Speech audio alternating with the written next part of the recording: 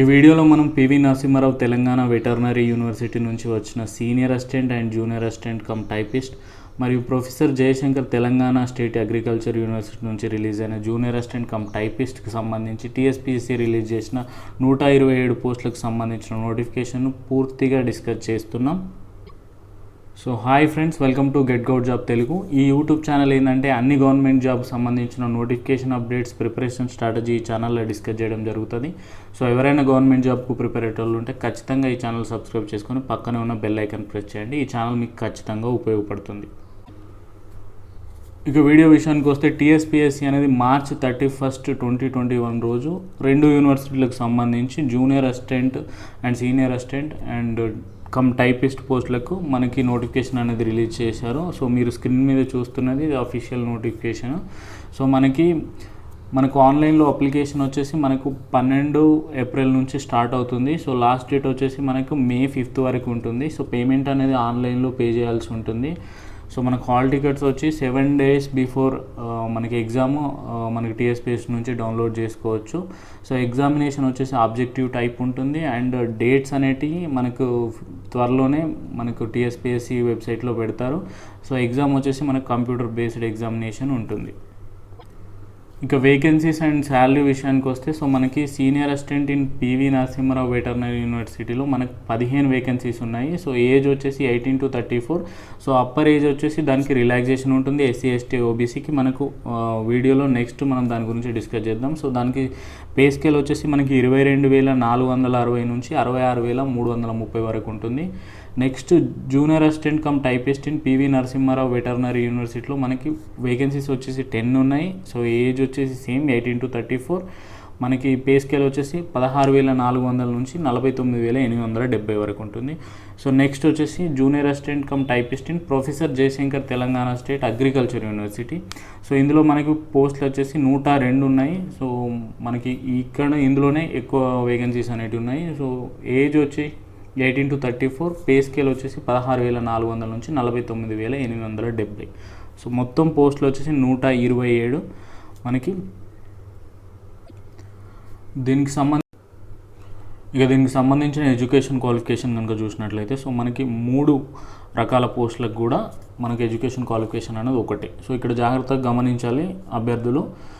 So first మనకి 2 parameters ఇచ్చారు. So number 1 ఏంటంటే a university degree and a diploma in computer application from an institute recognised by the government or BCA degree or a degree with computer science as one of the elective subjects.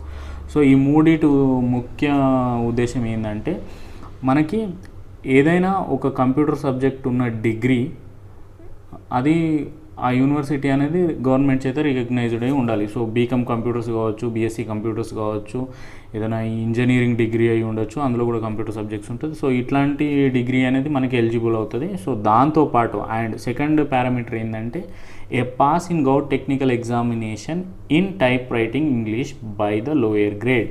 So మనకి government చేత recognised అయిన technical examinations conduct చేస్తారు. So typewriting సంబంధించి. So ఇంగ్లీష్లో lower grade type certificate ఉన్న వాళ్ళు దీనికి eligible అవుతారు. So BCom computers, BSc computers, so ఇట్లా డిగ్రీలో కంప్యూటర్ సబ్జెక్ట్స్ ఉన్న ఒక డిగ్రీతో పాటు so typewriter lower grade ఇంగ్లీష్లో ఉండాలి. సో ఇది అనేది జాగ్రత్తగా గమనించండి. సో ఈ 2 ఉన్న వాళ్ళు మాత్రమే ఎలిజిబుల్ అవుతారు.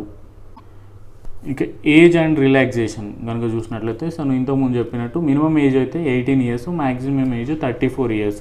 సో 34 years దాటిన వాళ్ళు కూడా ఎలిజిబుల్ అవుతారు. సో వాళ్ళు ఎవరెవరికి రిలాక్సేషన్ అనేది వర్తిస్తుందంటే సో మనకు ఫస్ట్ చూడండి, Telangana state government employees. So state government employees ఉన్న వాళ్ళు 5 years based on the length of regular service. So వాళ్ళకున్న రెగ్యులర్ సర్వీస్ను బేస్ చేసుకొని 5 సంవత్సరాల వరకు రిలాక్సేషన్ అనేది ఉంటుంది. సో సెకండ్ కేటగిరీ వచ్చేసి ex service men. So 3 years and length of the service rendered in the armoured forces. So ఎవరైతే ఆర్మీలో job చేసి రిటైర్ అవుతారో సో వాళ్ళు దీనికి ఈ రిలాక్సేషన్ కింద ఎలిజిబుల్ అవుతారు. సో వాళ్ళ సర్వీస్ను బేస్ చేసుకొని సో 3 years వరకు వాళ్ళకి రిలాక్సేషన్ అనేది ఉంటుంది. సో నెక్స్ట్ కేటగిరీ వచ్చేసి NCC. సో NCCలో మనకి ఇన్స్ట్రక్టర్గా వర్క్ చేసిన వాళ్ళకి 3 years ఉంటుంది. So SC ST and OBC వాళ్ళకి 5 years ఉంటుంది. సో ఫిజికల్లీ హ్యాండిక్యాప్డ్ వాళ్ళకి 10 years ఉంటుంది. సో జాగ్రత్తగా గమనించండి. సో SC ST OBC వాళ్ళకైతే 5 years అంటే 34 + 5 మనకి 39 ఇయర్స్ వరకు అప్లై చేసుకోవడానికి ఉంటుంది. ఎస్సీ ఎస్టీ ఓబీసీ అయితే, జనరల్ వాళ్ళు మాత్రం 34 ఇయర్స్ వరకు. ఇక ఫీజు విషయానికి వస్తే, సో ఫీజు వచ్చేసి మనకు 200 ఎగ్జామినేషన్ అప్లికేషన్ ప్రాసెసింగ్ ఫీ ఉంటుంది. సో అది కాకుండా 80 రూపాయలు అనేది ఎగ్జామినేషన్ ఫీ ఉంటుంది. సో ఆ 80 రూపీస్ అనేది SC BC and physically handicapped వాళ్ళు ఎగ్జామ్టెడ్ ఉన్నారు. అన్ఎంప్లాయిడ్ అప్లికెంట్స్ కూడా 18 to 34 ఉన్న వాళ్ళు కూడా మనకి ఎగ్జామ్షన్ ఉంటుంది. బట్ వాళ్ళు ఒక డిక్లరేషన్ అనేది సబ్మిట్ చేయాల్సి ఉంటుంది.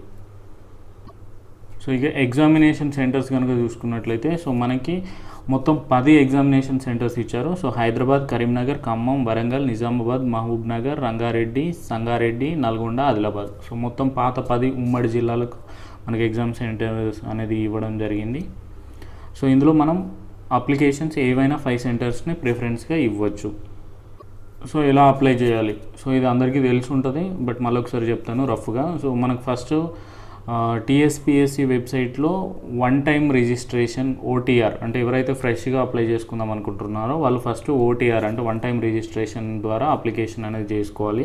సో ఇందులో ఏంటంటే మన బేసిక్ డీటెయిల్స్ అన్నీ ఇవ్వాల్సి ఉంటుంది. సో 1 టైం రిజిస్ట్రేషన్ అయిన తర్వాత సో మనకు ఒక టీఎస్పిఎస్సి ఐడి అనేది వస్తుంది.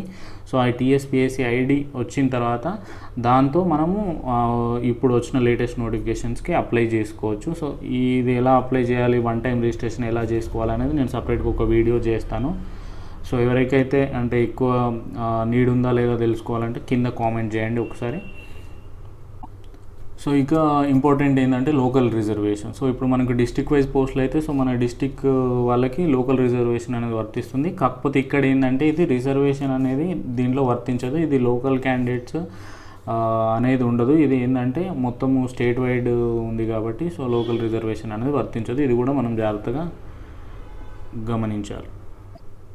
ఇక సెలెక్షన్ ప్రొసీజర్ కనుక మనం చూసినట్లయితే సో ఈ ఎగ్జామ్కి అపాయింట్మెంట్, ఈ నోటిఫికేషన్ అపాయింట్మెంట్స్ వచ్చేసి only based on the examination which is objective type ద్వారా చేపట్టిన ఓఎంఆర్ బేస్డ్ ఎగ్జామ్ ద్వారా వచ్చిన అభ్యర్థులను మాత్రమే మనము సెలెక్షన్ ప్రాసెస్కి తీసుకుంటారు. సో ఫైనల్ ఎగ్జామ్ వచ్చేసి మనకు మినిమమ్ మార్క్స్ అనేటివి ఉంటుంది. సో మనకి ఎవరైతే ఓపెన్ కేటగిరీ వాళ్ళు ఉంటారో సో టోటల్ మార్క్స్లో 40%, బీసీ వాళ్ళు 35%, ఎస్సీ ఎస్టీ వాళ్ళు 30% మినిమం స్కోర్ అనేది చేయాలి. వాళ్ళు ఇంత పర్సెంటేజ్ స్కోర్ చేస్తేనే వాళ్ళు మనకి ఫైనల్ సెలెక్షన్కి అనేది ఎలిజిబుల్.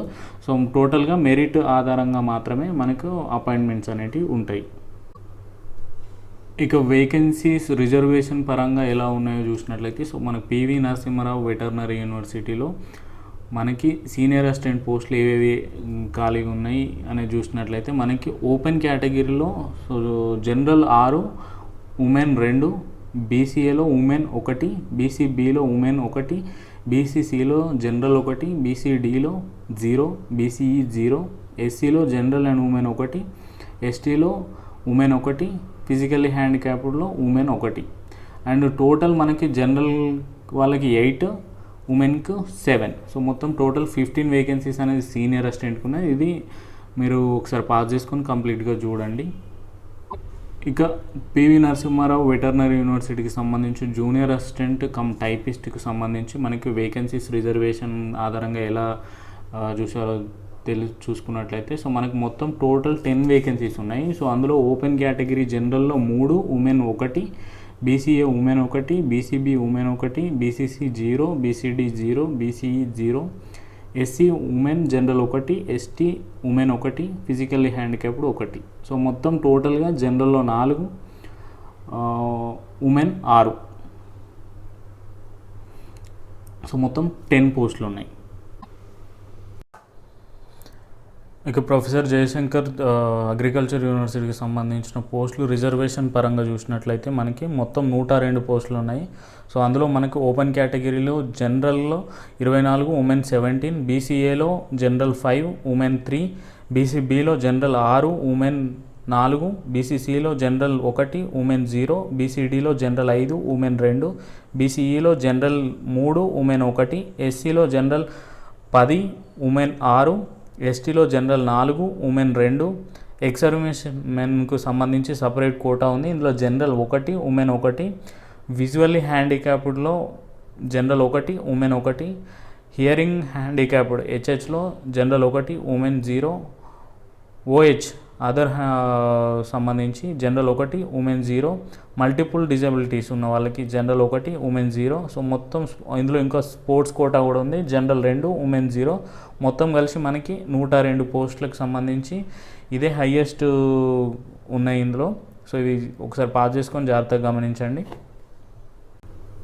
ఎగ్జామ్ ప్యాటర్న్ వచ్చేసి మనకి ఎగ్జామ్ వచ్చేసి 2 పేపర్లు ఉంటుంది. First paper general studies and general abilities 150 మార్కులకు ఉంటుంది, 150 నిమిషాల డ్యూరేషన్ ఉంటుంది.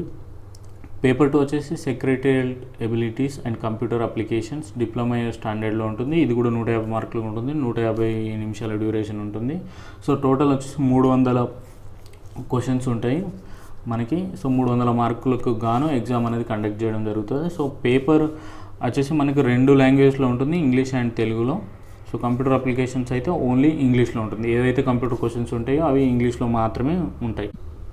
సిలబస్ కనుక చూసినట్లయితే మనకి జనరల్ స్టడీస్ పేపర్ 1లో మనకి current affairs, international relations and events, general science, environmental issues, economy of Telangana, geography of India with focus on Telangana, Indian constitution and polity with a focus of local self-government, society, culture, heritage, arts and literature of Telangana, policies of Telangana state, history of modern India and focus on Indian national movement, history of Telangana with a special emphasis on movement for Telangana statehood, basic English 10th standard. So ఈ 12 topics మీద మనకు first పేపర్లో ఉన్న 150 మార్కుల questions అనేటివి రావడం జరుగుతుంది. So ఇది ఎలా ప్రిపేర్ కావాలి, ఏ బుక్స్ చదవాలనేది మనం నెక్స్ట్ ఏదైనా వీడియో చేద్దాము. సో ఒకవేళ కావాలి అంటే ఒకసారి కింద కామెంట్ చేయండి. సో బేస్డ్ ఆన్ డిమాండ్ మనము ట్రై చేద్దాం. సో పేపర్ 2 కనుక తీసుకున్నట్టయితే ఇది సెక్రటరియల్ ఎలిజిబిలిటీస్ మీద ఉంటుంది, కంప్యూటర్ అప్లికేషన్స్ అండ్ డిప్లొమా స్టాండర్డ్లో ఉంటుంది. సో ఫస్ట్ వచ్చి mental ability, verbal and non verbal ఉంటుంది, logical reasoning, comprehension and rearrangement of sentence with view of improving analysis of passage, numerical and arithmetical abilities ఉంటుంది. So basics of computers ఉన్నాయి. So మీరు ఒకసారి pass చేసుకుని చూడండి. So కంప్యూటర్స్లో మనకి general of generations of computers, block diagram of computers, functions of different units. So ఇదంతా hardware related ఉంటుంది. సో మనకి మైక్రోసాఫ్ట్ ఆఫీస్ ఆటోమేషన్ ఉంటుంది, MS word, MS Excel, MS power point and internet and networking basis మీద కూడా questions రావడం జరుగుతుంది.